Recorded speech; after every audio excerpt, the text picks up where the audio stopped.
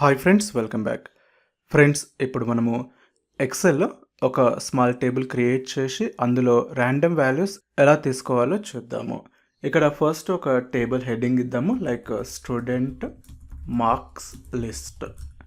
తర్వాత serial number, name, Word, Excel, PowerPoint. Next total చేద్దాము. Serial numbers వచ్చేసి 1, 2, 3, 4, 5. మీరు 1, 2 అని చెప్పేసి డ్రాగ్ చేయొచ్చు కూడా.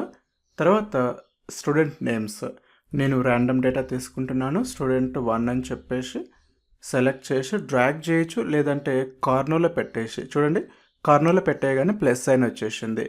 ఇక్కడ డబుల్ క్లిక్ చేస్తే ఆటోమేటిక్గా ఆటోఫిల్ అవుతుంది. Next Word, Excel, power point.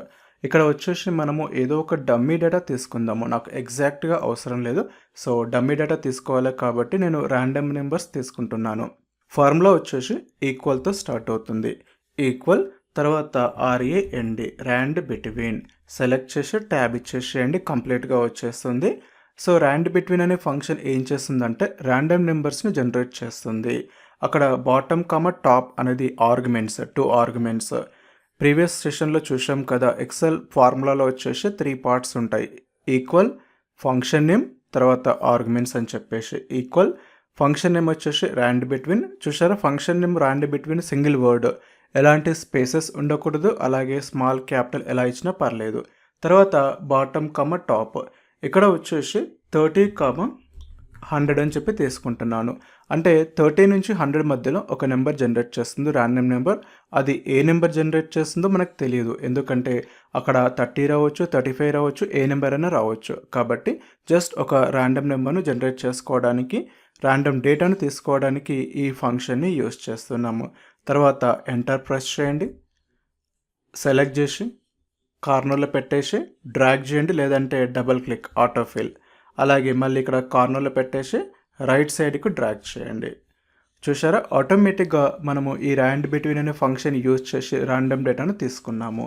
అలాగే ఒకవేళ మీరు మాన్యువల్గా డ్రాగ్ చేయకుండా షార్ట్కట్ కీస్ యూజ్ చేసి డ్రాగ్ చేయాలనుకుంటే Ctrl+Z, ఫస్ట్ ఆ ఫార్ములా ఉన్న సెల్ను సెలెక్ట్ చేసి షిఫ్ట్ డౌన్ యారో, అంటే కింది పార్ట్ సెలెక్ట్ అయిపోయింది కదా. తర్వాత shift right arrow, right side part కూడా సెలెక్ట్ అయిపోయింది. ఫామ్లో ఉన్న సెల్తో పాటుగా మనకు ఏ డేటా రేంజ్ని ఫిల్ చేద్దాం అనుకుంటున్నామో ఆ డేటా రేంజ్ని షిఫ్ట్ పట్టుకొని యారోస్ యూజ్ చేసి సెలెక్ట్ చేసుకోవాలి. తర్వాత Ctrl+D అంటే ఫిల్ డౌన్, Ctrl+R అంటే ఫిల్ రైట్. సో ఇక్కడ షార్ట్కట్ కీస్ అనమాట ఇవి వచ్చేసి. Ctrl+D అంటే ఫిల్ డౌన్, అలాగే Ctrl+R అంటే ఫిల్ రైట్. సెలెక్ట్ చేసిన తర్వాత ఇచ్చేస్తే ఆటోమేటిక్గా ఆ వాల్యూస్ అనేది ఫిల్ అయిపోతాయి. సో ఇలా ఈ విధంగా ఈ షార్ట్కట్స్ యూజ్ చేసి మనము డేటాను ఫిల్ చేసుకోవచ్చు.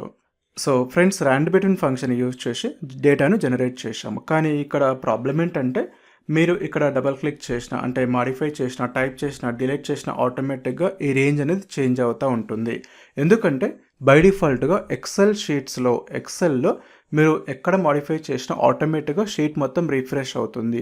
షీట్ రిఫ్రెష్ అవుతే ర్యాండ్ బిట్వీన్ వచ్చేసి కొత్త నెంబర్స్ని జనరేట్ చేస్తుంది. అలా కాకుండా కాన్స్టెంట్గా ఉండాలంటే ఆ వెనకాల ఉండే ఫామ్లో తీసేసేయాలి.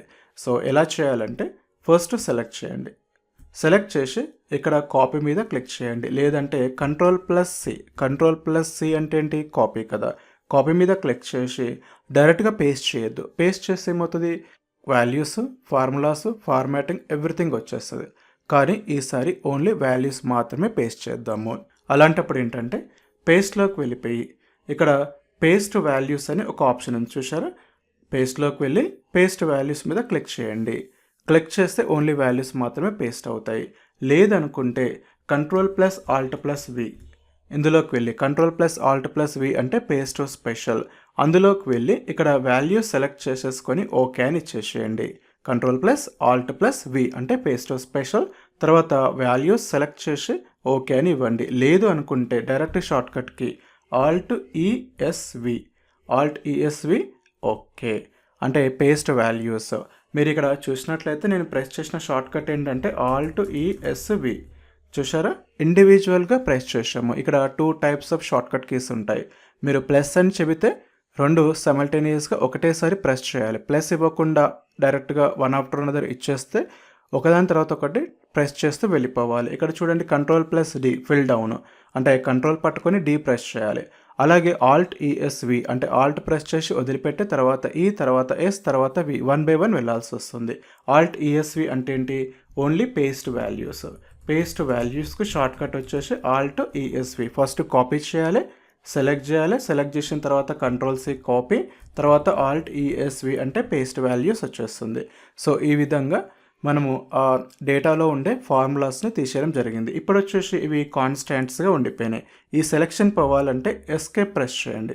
ఎస్కేప్ ప్రెస్ చేస్తే కట్ చేసినా కాపీ చేసినా సెలెక్షన్ వస్తుంది కదా, ఆ సెలెక్షన్ వెళ్ళిపోతుంది ఎస్కేప్. చూసారా? ఇప్పుడు ఇందులో మనకు వెనకాల ఎలాంటి ఫార్ములాస్ లేవు. ఫార్ములా బార్లో చూసినట్లయితే మీరు ఎక్కడైనా టైప్ చేసినా డిలీట్ చేసినా ఇవి ఎలాంటి చేంజెస్ కావు. సో ఈ విధంగా పేస్ట్ వాల్యూస్ అనే ఫంక్షన్ యూజ్ చేసి మనము వెనకాల ఉండే ఫార్ములాస్ తీసేసి ఓన్లీ వాల్యూస్ మాత్రమే పేస్ట్ చేయొచ్చు. సో ఈ విధంగా ర్యాండ్ బిట్వీన్ ఫంక్షన్ యూజ్ చేసి ర్యాండమ్ నెంబర్స్ని జనరేట్ చేయొచ్చు. Thank you friends.